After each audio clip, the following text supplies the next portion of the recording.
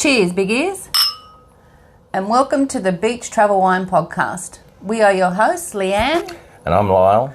And we are not your usual travel influencers. No, we've decided we want to be travellers that travel under the influence. Okay, good joke? Reasonable. Well, there's plenty more where that come from. So join us as we travel the world, one wine at a time.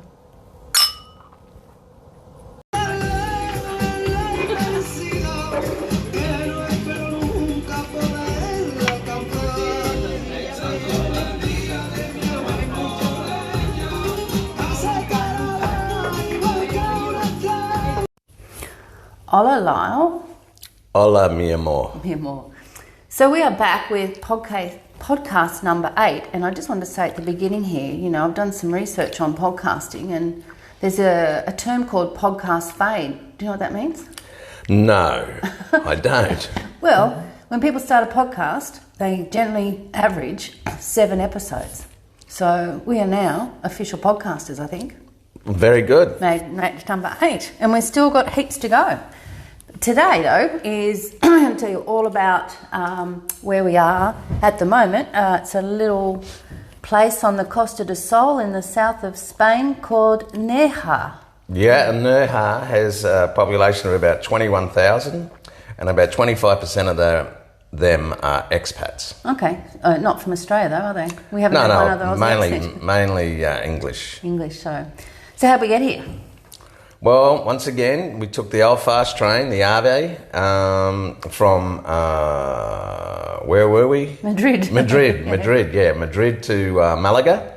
And that's not even 3 hours, is it? Was it? It wasn't. No. It said it was 3 hours, but it was like 2 hours and something. Yeah. So you get on the train, sort of, you know, like right in the middle of Spain, and then you get to the most southern tip of Spain in less than 3 hours on the most comfortable fast train. It's just so good, isn't it? Yeah, and then Leanne made a great decision to organise a taxi to go from the station to Nerja. That's about 45 kilometres. The station's at Malaga, and there probably are buses and cheaper ways to do it. But we can't lug our luggage around so much, so they picked us up right off the train, didn't they? They had a little sign with Leanne. And, very famous. Yeah, and so Juan was waiting for us, and he it was about, I suppose, 45 minutes maybe. Yeah, in the taxi. Yeah. But what a great trip that was. I got to practice heaps of Spanish. Oh, God, didn't she practice heaps of Spanish? Yeah, it was cool. And, yes. And then I had to translate to Lyle. So the taxi driver would talk to me, tell me something in Spanish, and I'd go, yep. And then I'd say to Lyle, he just said this. I felt like an interpreter. Translator. It was so cool. Yeah. But he gave us lots of great information, you know, like they used to have lots of sugarcane in the area, and now they're growing mangoes and avocados. Sounds like somewhere else we know. Sounds like home. Yeah, and we went and picked up the keys, and he took us right to our door in Nerja, and to say we were happy is probably an understatement with the apartment. Yeah. Yeah, well, I mean, just with the presentation of it was great. We're on the 3rd floor of 3 floors, or 4 floors really, and the 4th floor is outdoor pool. Yeah, well, plunge pool really. Yeah. So that's been fantastic. The weather's probably average between 24 and 28, and but it gets quite hot. Oh, it's warmest around 5 or 6. Yeah. So it's a little bit different than home. What I liked about the apartment, because we've been staying in sort of some smaller places, you know, I found this apartment because I knew we were going to be here for a substantial amount of time, so I wanted to make sure we had, you know, a separate bedroom, lounge room and a kitchen. Now, you know, was I excited when we got here and I saw the outdoor balcony? Yes. Was I excited when I got here and saw the nice bathroom? Yes. Was I excited when I got here and could see views of the ocean? Yes. But do you know the thing that excited me the most? Do you? No. We had a washing machine. And that's one of the reasons you get an apartment in Spain, because with a kitchen, because people think you get a kitchen to cook. No. They have their washing machines in the kitchen. So you pretty well can guarantee if you get an apartment with a kitchen, you're going to get a washing machine. And we'd been on the road for like 3.5, nearly 4 weeks, and hand washing and doing, we found a few washing machines here and there, but it just was nice that we could just wash everything, and that made me feel very happy, normal again. Yeah. But yeah, I was happy though. Also, as I said, we have a beautiful big balcony which overlooks the Plaza de España, which is quite a big. Do you know the measurements of that? No, actually, I haven't. Oh, well, sorry, I let you down. It's quite big, and it's surrounded by other accommodations. And on the bottom ground, there's like restaurants and cafes and bars. But it's a very quiet square until about 4 p.m, when the local families must come, and the school kids get out of school, I think. Yeah, and they all play football, soccer in the plaza, don't they? It's really cool. They do, but there's a big sign that says ball sports are not allowed. But somewhere along the line, no one got the memo. No one got the memo for that because they're all playing football. It's really nice, isn't it? You look out. It's in such a great spot because we're just probably 100 meters, if that, from the Balcón de Europa, but we're far enough away that it's actually quiet. You don't get a lot of tourists coming through this way. So I really, really love the position of our apartment here. Yeah, we've sort of got the best of both worlds. As Leanne said, the plaza itself's really, really quiet. Pretty much all the time, and you walk another 50 metres and you're right in the middle of the shopping area and the restaurants and the cafes. So when we got here, and it was about, I don't know, at lunchtime, I think, by the time we got here, we went and found the real estate agent and paid our money, and then we decided we were going to check out I decided we were going to check out the Balcón de Europa. Now, if you haven't ever heard of that, if you put in any sort of search about Nerja, like we did, we were trying to find a nice spot to stay for the 3 weeks, that always comes up first, and it's like iconic here in Andalusia. It's probably one of the most popular places for photographs.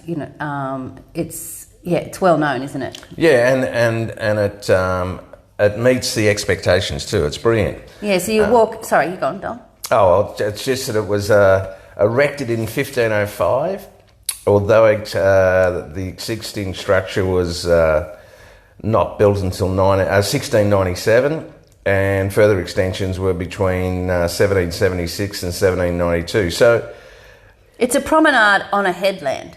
Yeah. So it goes, that beautiful tiled promenade. It's lined with palm trees, and then on one side it's got some white arches that you can walk through and look down to the Mediterranean, and on those white arches are blue pots full of red and hot pink geraniums, and you can it's not long, it's probably only 100 metres long, and you walk down this beautiful promenade past the white arches, through the palm trees, and you can, like there's sort of like a big turning circle at one end where you just walk all around, so you can see all the way to the east, all the beaches along that way, and then when you go around the circle at the top, you can see all the beaches to the west, and it's just stunning. And we happened to catch it on just about sunset another time, and the Mediterranean was like a milk pond. It was so still, the reflection of the sunset, just absolutely stunning. Yeah, it's a little bit different than most of the monuments you see in España, but it is. It's fabulous, and it was named the Balcony de Europa by King Alfonso XII.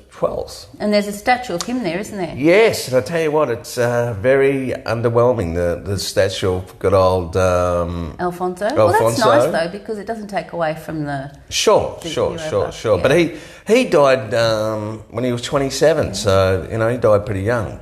Well, he didn't age well, did he, that statue? No, because he looks a lot older than 27 on the statue, and he's and unfortunately he's just that fractionally taller than me. Leanne took a photo of me, and I was devastated. He was a couple of inches taller than me, but anyway. But yeah, there's lots of photos of the Balcón that I've taken, obviously, on Instagram. So, we had lots of beautiful pictures there. In fact, every time I go down there, I've got to take another photo because I see another angle. Like I've been down there early in the morning and I'm the only one there, and, the sun's just coming up and there's no one on the beach. It's just, there's beautiful breeze, and it's really hard to describe, but it's absolutely stunning. I love and right near the Balcón de Europa is like a little plaza. So there's lots of little cafes and things there as well. And it's really easy to get a seat at one of these cafes that, basically, right up on the headland, looking straight down to the beach. If you just got to beat the crowds. If you're there by 7 o'clock at night, you'll get a table right at the front, no problems at all. And generally, most of the places don't start cooking till 7. Yeah, so you go have a drink first, which is what we usually do. Yeah. But sorry, what I started to say was, so there's the Balcón de Europa, which sort of comes off the Plaza de Iglesia, because there's a beautiful, understated was probably, church right there. Looks a bit more Mexican than Spanish, I reckon. Like it's just, it's a white church with one sort of plain steeple with a bell in it. But it's got a beautiful olive green tile roof. And like steeples. So. Yeah. And like a picture made out of ceramic pictures on the front. And you can go in that church, and it's it's not big, but it's beautiful inside as well. They've got some of the statues and the stained glass windows, but it just adds to the atmosphere of that square, doesn't it? And every hour from 9 a.m. till, I don't know, midnight, does it? The bell goes? Maybe not midnight. Dings, we haven't been up at midnight yet, so... No, but I think maybe. We got close, but... So it's just so atmospheric. You're just sitting on your balcony, you can hear the bell go, and, I love that area. There's always something happening, something different down there as well. It's always busy down there. Yeah, except when you go early. Yeah. It's really nice. Although it's busy early with... cleaning. Oh my gosh, they are so proud of their city here. Every day they're washing down the streets and sweeping and like trimming and plants and watering the geraniums, and it's a non-stop. And everything's sort of done manually. There's no blowers, blowing the cigarette butts or the dirt. It's all done by hand, the old-fashioned way. Yeah, but they spend a lot of time maintaining it. To a really beautiful standard, which is nice because it's a lot of people around at night, and the next morning you're out and you wouldn't even know. It's actually amazing, isn't it? Like, I'm just sort of chucking this in here, Dale, but you'll be walking along a road one day and there's nothing there, and then you go down at night and there's a restaurant, with tables just set out on the road. Yeah, it is weird that way. And then, of course, if you're walking around at siesta. A lot of the places, it just looks totally different because all the roller doors are down, and it's just, and then a couple of hours later, the roller doors are up, the chairs and tables are out, and everybody's having a drink and having a good time. You stick your leg out too far, you could get run over. Yeah. But when we were lucky enough to meet some people up at the rooftop pool. Yeah. I made friends the first day. Yeah, Leanne made friends the first day, as she always does. So there was Stan and Steve and Christine and Sue, and they were English, and they were from Preston in the UK. And they were really nice. They gave us lots of recommendation of where the best free tapa was and where the really good restaurants were. Because they've been to Nerja quite a lot of times over quite a few years, because it's like a 2.5 hour flight from where they live to get here. So so Leanne gave them all the girls the Koala Award, which was not the first day. Not on the first day, but eventually they earned the right for the Koala Awards. But they were really nice people, and probably maybe similar age and also probably similar taste, which meant their recommendations were fabulous. Yeah. And we went out to dinner with them on their second last night. On their second last night, and they took us to Sergio's, and we had paella. And it was fabulous. Because they knew where to go and they'd been there before. And when you want proper paella, you have to book the day before. Sure. Because it takes considerable amount of time to cook. So if you go to a restaurant, they've got paella on hand. It's not one that you've ordered. You know, they've obviously made a big batch and they're giving it out. So you actually, you go in one day and say, I'm going to come and have this paella tomorrow night. So it's made fresh. And we're all thanking Sergio for his, you know, great night. But no, not Lyle. What did you do?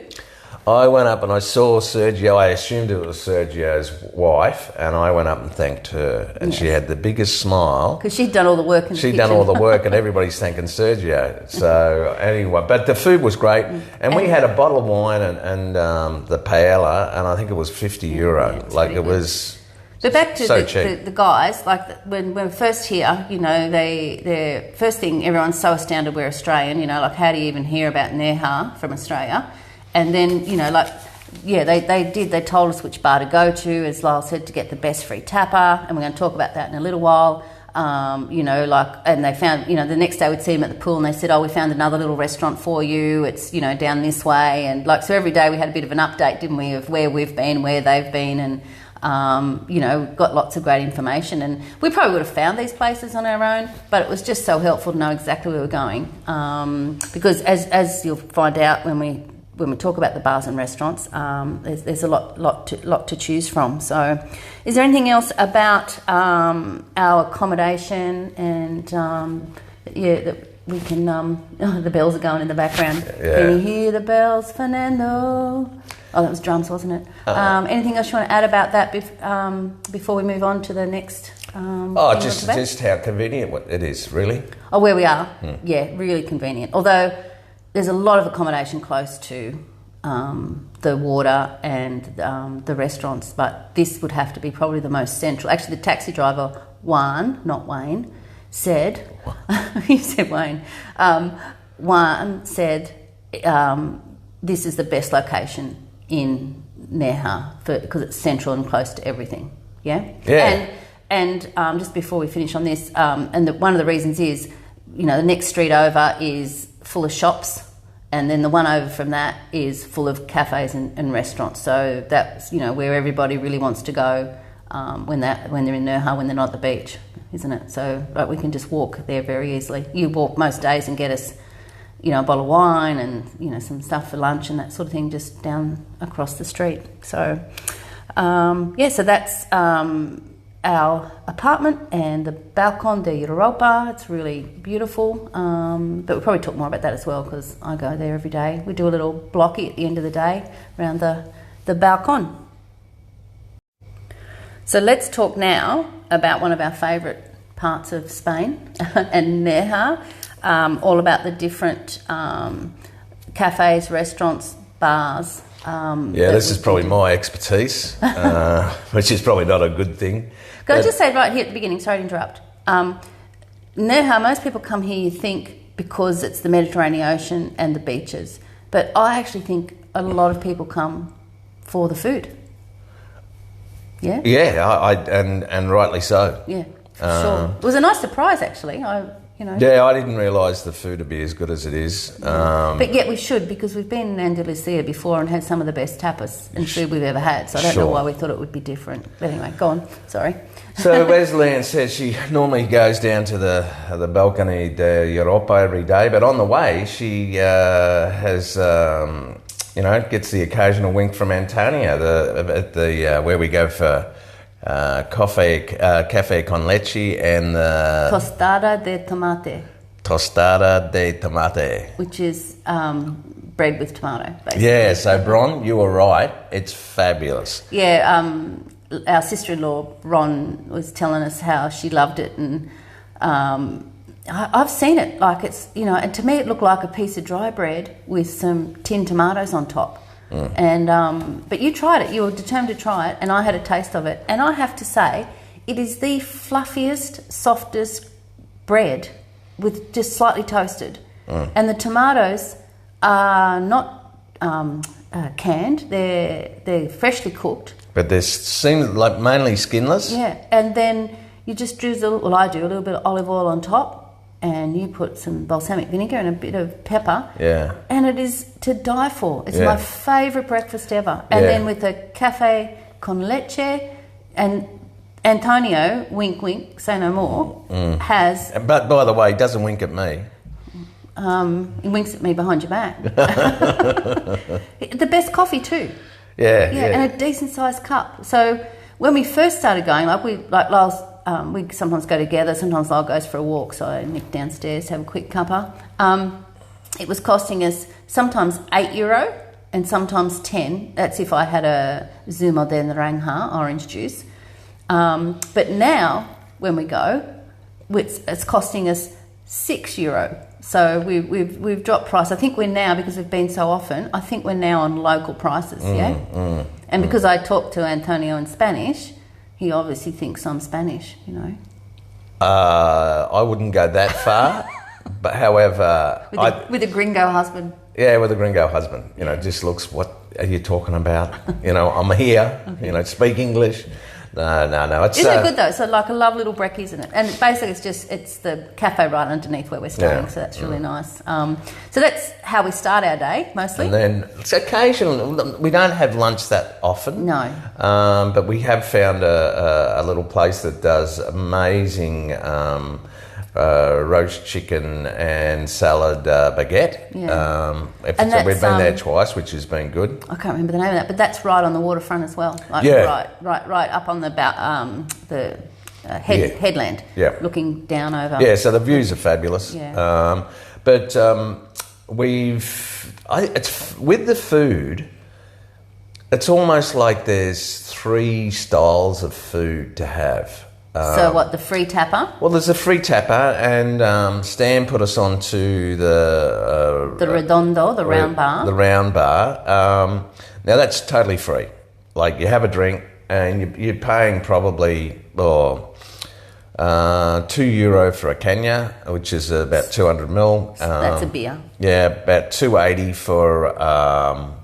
Tinto de Verano? No, the Tinto de Verano, which Leanne has, is about $2.30. That's red wine with lemonade or... Okay, so, you know, look, the prices are not expensive, but I've fallen in love with the sea bream. And it's only a small fish. It's probably maybe 5 centimetres long, I suppose. It's grilled in basically oil and garlic. And it's... Maybe parsley. There's some yeah. Anyway. But it's just beautiful. Yeah. I mean, you've got to eat it with your hands because there's so many bones. But it's just amazing. And they have in their one, they've got, you can order cook to order stuff, and then they have pre-prepared stuff, food, and this everything. Is free tapper. This is free tapper, yeah. So you can have stuff like Lyle said, from the sea bream to a chicken skewer to pork skewers to prawns, hamburgers, to mussels. little yeah. Leanne had you would have had, I reckon there would have been 10 mussels. Yeah, really beautiful. And I had some mini spring rolls the other day. Yep. Chicken curry, like they have little bowls of that. So if you have 4 drinks, and that's including like the Tinto de Verano, and you have 4 tapper, there's your dinner done. Yeah, for yeah. €10 each. Yeah, well, around that. So look, it's just incredible, and we've found another place, Midi's place. Oh, La Piqueta. La Piqueta, and his is totally different tapas, but really, really nice. Still free. But you don't order it, right? No, you don't. You can't order it. He brings it out. So you have your drink, and out comes it depends on the day, but mostly it's beautiful little pieces of fresh bread with some cheese and tomato on top, with then some ham, isn't it? Like jamon, and then you get little bread rolls with jamon and cheese, and then there's chorizo on top. That's the one, chorizo. They're so substantial, though. Yeah, they're just really good, and. I'll say one thing about the Spaniards, especially, I can only talk about in hospitality, what we've seen.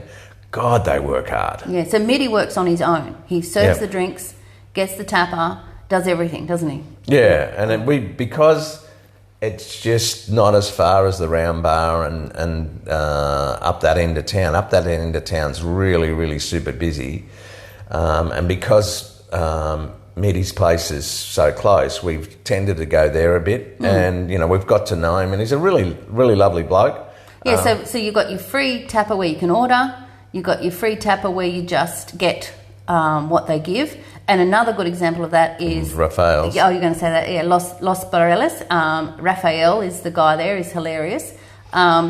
If you order one drink, you get the plate of cheese. And if you order 2 drinks, you can get the plate of jamon. And then the third one, the more drinks you have, the better your tapas get. So it's an incentive to the stay. quality of the tapas. We've never gone past the jamon though, because we're always on our way to somewhere else. But he remembers your drink and he remembers you from Australia, and that's a nice little bar too. Look, how many? There's so many, so many bars, isn't there?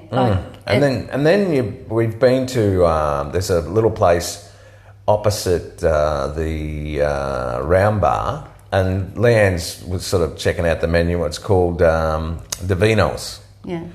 And Leanne said, I really feel like just sitting down and, having a meal. So, because sometimes I find the tapper a bit of hard work, because you only get something to eat when you drink, and I drink slower than Lyle, so I'm still hungry and I want more food, and I feel pressure to sort of drink faster so I can get something else to eat when I'm hungry. So sometimes I just want to sit and have a bottle of wine and a meal, and so that's why we discovered this Divino's across, and it's got like a little rooftop terrace. So with the Divinos, this is the different styles of restaurant. They have what they don't do tapa, but they do have ración. Yeah, raciones. Raciones, which is like a bigger portion. A bigger portion. So with share. With tapa, to explain it, tapa is a bite size. Pretty much. Yeah, a piece of food for one person. Yeah, for one person. Half a ración is still to be shared, but it's only a small portion. Then you have a raciones, and that's to share. So, and they also have another, what we'd call an a la carte menu. And the first night we went, we just had the half ración. We shared a few different ones. And they were spectacular. And I think I finished off with a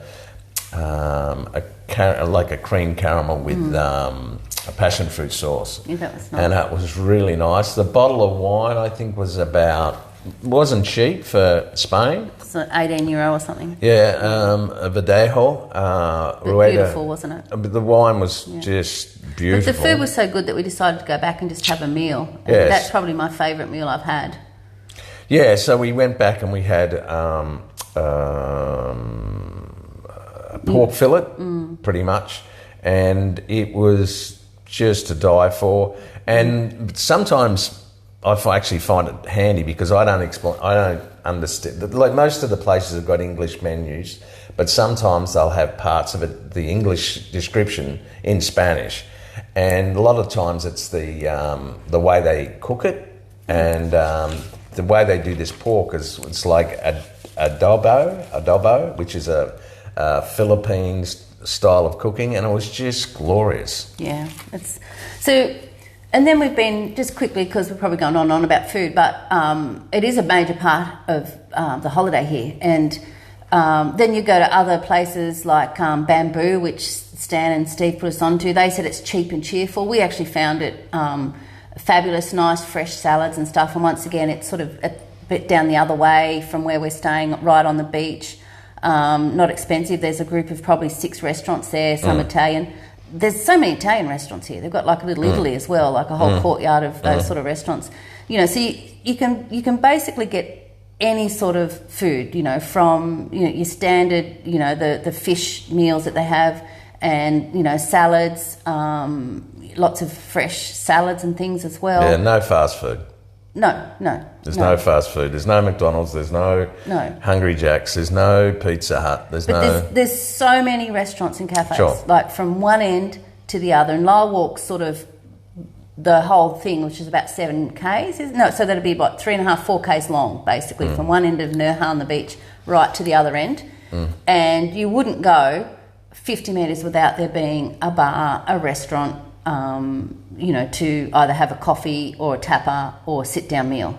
Yeah, and there's sort of like 3 main areas of where the restaurants are, and we only discovered Buriana Beach. Buriana Beach. A couple of days ago. A couple of days ago, and part of the reason for that is that to get there, they were doing some maintenance work on the road, and you couldn't sort of take the shortcut. Well, the normal way. The normal way. You had to take so we had to walk. Which was 3 Ks around. Yeah, which is 3 Ks around. So a 6 K return trip, and if you've had a few drinks, it's a bit. How's your father? But we had dinner down there, and this is where they have the paella made on open fires, and it was fabulous. And they cook the fish in the fires on the sticks. Sure. You know, I've got some videos and photos of that as well. Yeah. So that's one part. Yeah, and then you've got the free tapa sort of part. The round bar and it's like the old town of Nerja. We talk about. And then, as Leanne says, there's the other side on the right hand side, which is down the other end. Yeah, Bamboo. Yeah, which is down near Playa del Salón and Playa Los Canjeros, which is the beach area. Yeah. Yeah. So they're just that little bit different. Yeah. The way they do it, but I think the thing is, there's so many of them. There's so much competition. It all has to be good. Yeah, it's great. You know, Botanica, with the Botanica last night. Botanic, yeah. Oh, how good was that? Yeah, beautiful, beautiful food. Yeah. That was another time we just felt like sitting down having a nice meal. But the most expensive. Sure. But we had beautiful dessert. Oh my God. Yeah, we had dessert. I don't normally have dessert. And we had a great bottle of wine. I think it was €84. Yeah, it was a lot. So still, 84. So that's bottle of wine, 2-course dinner, 84 plus 40. That was your gin and tonic and the gin and tonic and the champagne to start. Yeah. So you're talking 84, half that, that's $42, $120. That's not expensive. Not for that sort of dinner. No. Yeah, and beautiful restaurant, and that was so. And the staff. Yeah, Benjamin. Oh yeah, Liam's chatting up the bar staff again. I'm not surprised if he sees her, he'll give her a wink. But anyway. That's someone else did. We'll talk about him in a minute as well. But so we are so impressed with the food. Yep. We just love going out at the end of the day thinking, where we're going to go. I mean, there's even that place just here in the Plaza where they have the best jamon. Yeah, see.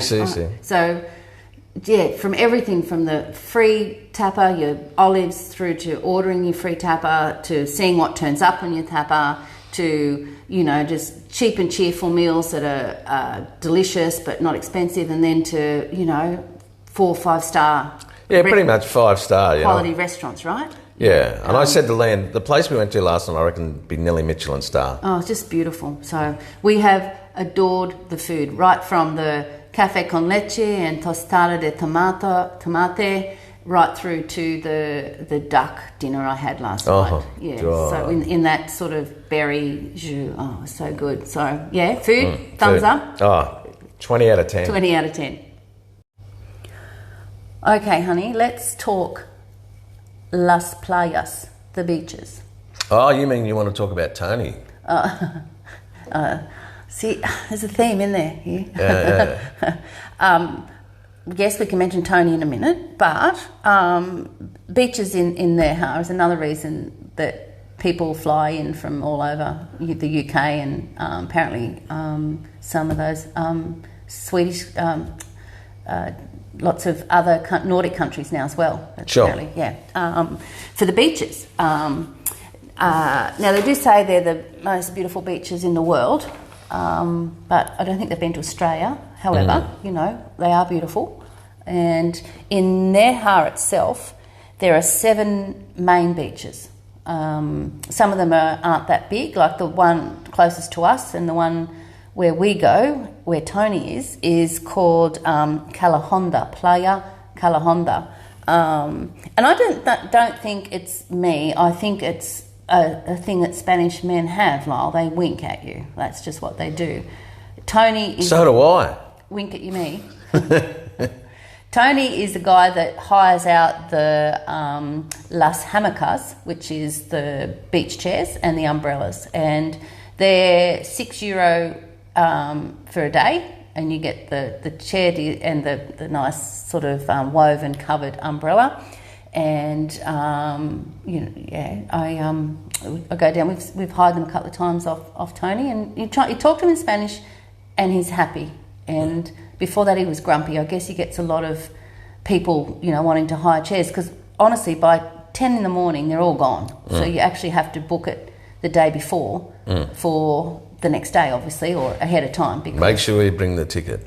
Yeah, he tells you to bring your ticket. He gives you a ticket and which chair do you want, and But I love that. I love that you can go to the beach and sit there under the shade on a comfy chair with a nice cushion, looking at the beach, and I just don't know why we don't do that at home. I just, it's so good, isn't it? I love it there.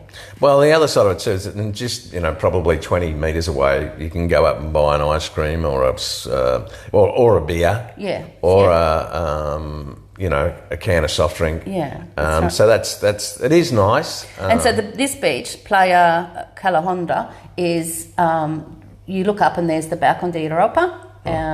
And so if there's any sort of breeze, which there's hardly ever, it's really sheltered, nice, secluded little cove there.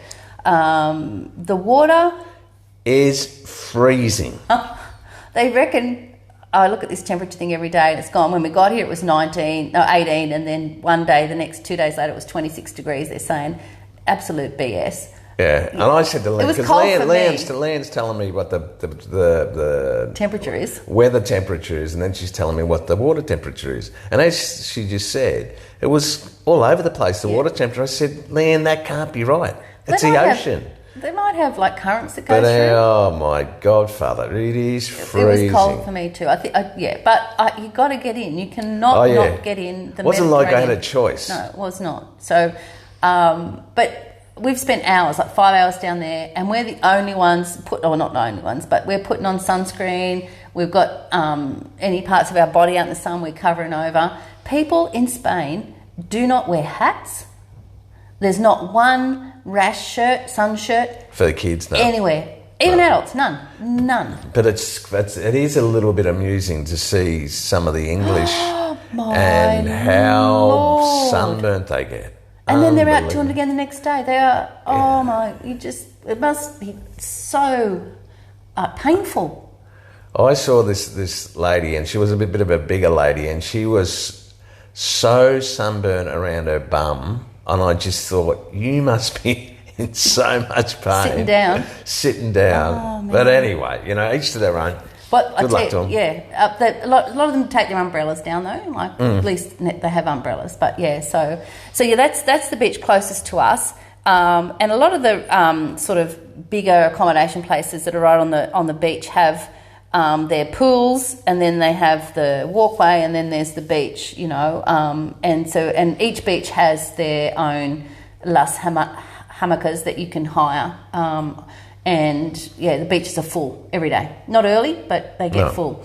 But the biggest beach, and probably the most popular, and it's where the locals tend to come on the weekends. And it's my favourite. Yeah, is it's called Playa de Burriana, and that's the one we discovered recently because the pathway down was not completed, and so it was too difficult to get to. And once again, our friends from England, Stan and the guys told us that was the beach to go to, to have a look at. It's a beautiful beach. So Lyle went and had a bit of a investigate on one of his walks, didn't you? And, so this time though, the thing that's really nice or different about Playa de Burriana is the restaurants are right on the beach. The beach, right? So they're not up on a headland. So you've got the restaurant after restaurant after restaurant, the beautiful path, and then the ocean. The ocean. And I don't know how long that beach is, but it's by far the biggest beach. Oh, it's the longest and it's the widest and the flattest. It's it's got the most of the it's got all the activities, the kayaks and the jet skis and all that sort of stuff. All that sort of stuff happens from there. And the thing is, like, we were sitting there when we first discovered it, we were having lunch, and there's people coming in their swimwear, and they're buying bottles of wine with ice buckets, and they just come in, walk through the restaurant, buy it at the bar, and just take it back out to where they're sitting on the beach. How civilised though. Yeah.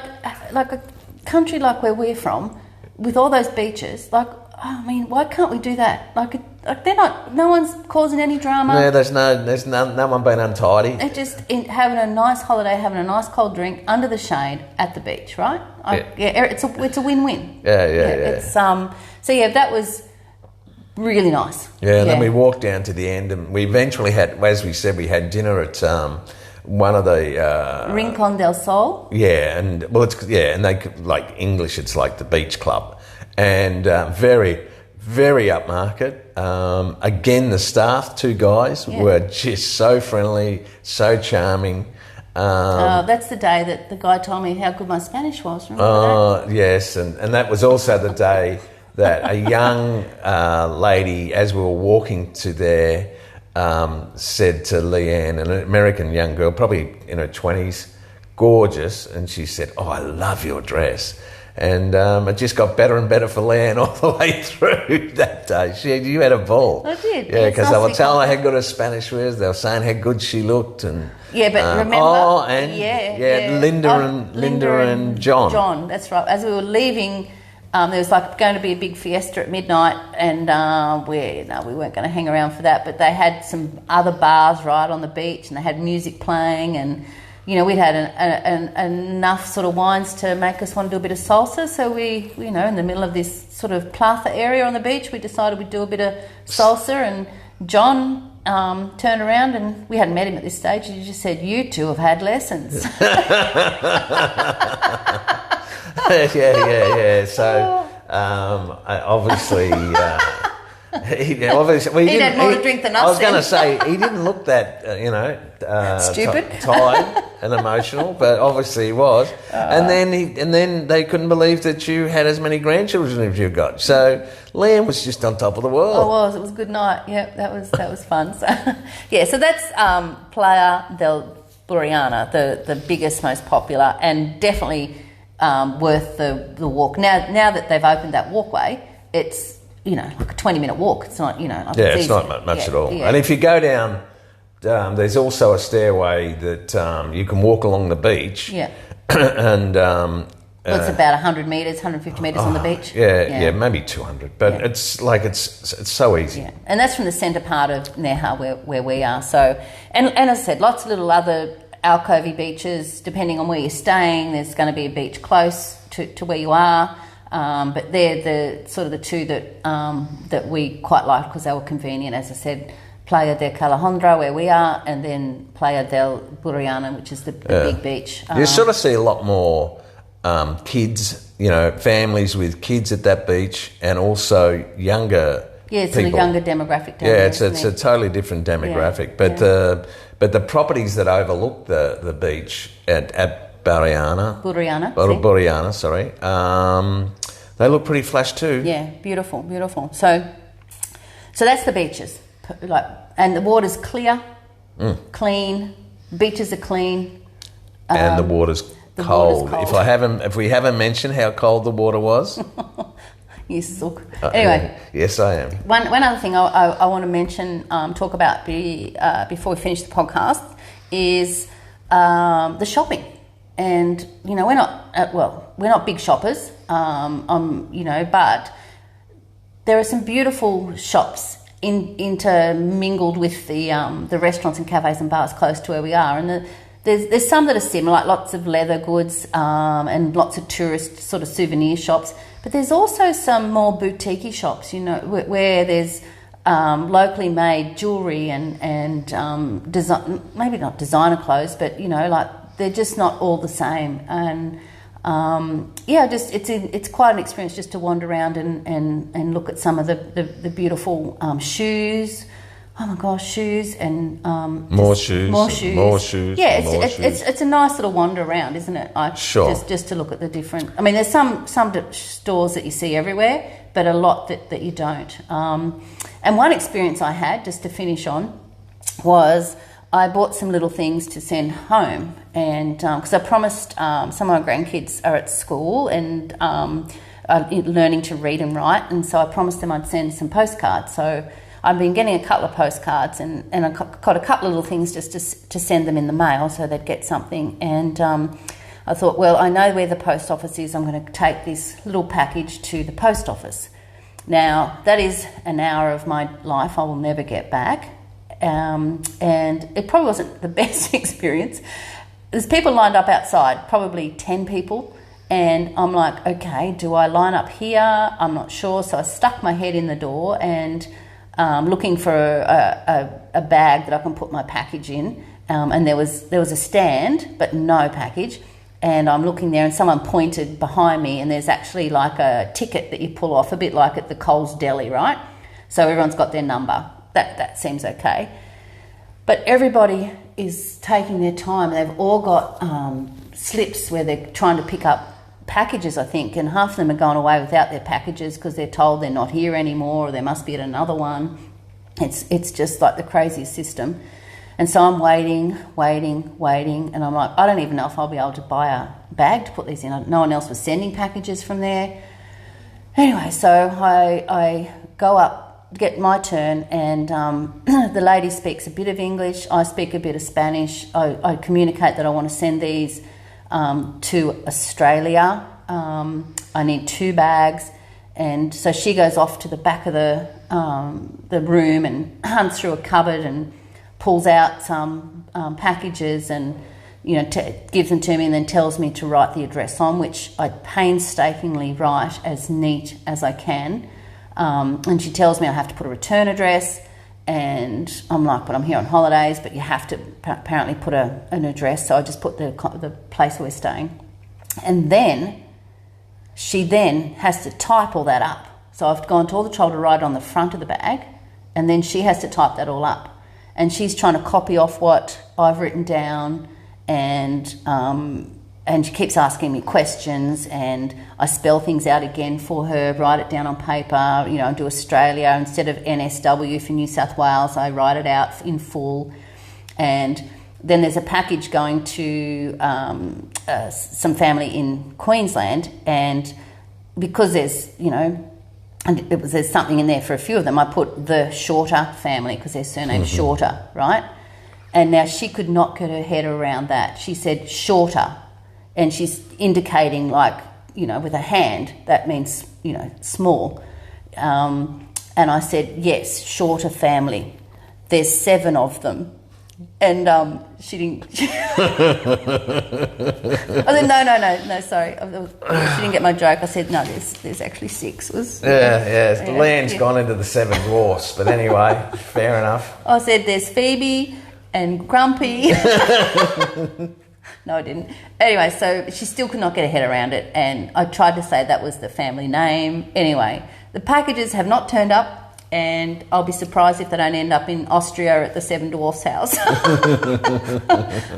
it was an experience though. So don't expect any more parcels from Spain, guys. It's just too hard. Yeah, it's just too hard and too risky. It cost me more to send them than the little stuff inside. But anyway, if they turn up, I'll be very happy. So yeah, have you got anything else about the shops? You're just happy to follow me around? I go out shopping alone. Yeah, I just do as I'm told. Just do as you're told. So as you can tell, Nerja is, you know, what would you say?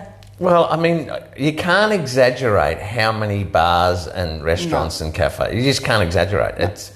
It's unbelievable. And as I said, it's got to be down to the competition. They're all good. And they're all busy though. Yeah. Okay, last question.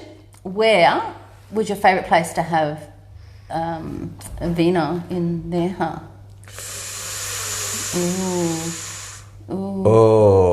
Awkward silence. Pick one. Geez, I don't know. There's so many. I think probably the Bamboo Bar. Okay. With that the beach setting there, and we met Jill and Martin that night. Yeah. A couple of English people. Yeah, I just thought that was a bit different, but I also loved the beach bar at what's the name of it? Buriana. Buriana, yeah. That was nice. Yeah. Do you know where I like best, I think? Where? I like La Piqueta in Middy's bar. Oh, yeah, you can't go past Middy. It's just such a nice atmosphere. Like, he made us feel so welcome. Like, every time we go in there, he gives us a smile, and Yeah. And Probably Leanne Wink. And he got a koala. He did. Yeah. Yeah. Officially, he is the winner. He is the winner of the koala award because he just made us feel so welcome and looked forward to seeing us and knew what we drank, and it was. In fact, he gave us a free drink. Yeah, on the last night we were there, we didn't realise it was going to be the last night, but he was shutting down for 5 days. So when when I went up to pay the bill, I said, look, you've missed a drink there. We had another drink. And he said, no. He said, that's on me. I'm shutting down for 5 days. So I just thought that was pretty spectacular. Yeah. So, we love Nerja. It's a fabulous place in the Costa del Sol. It's only 45 minutes from Malaga, and there's so much here, from the food to the beaches to the buildings to the people. Yeah, it's an amazing place for a holiday in Spain. ¿Sí o no? Perfecto. Perfecto.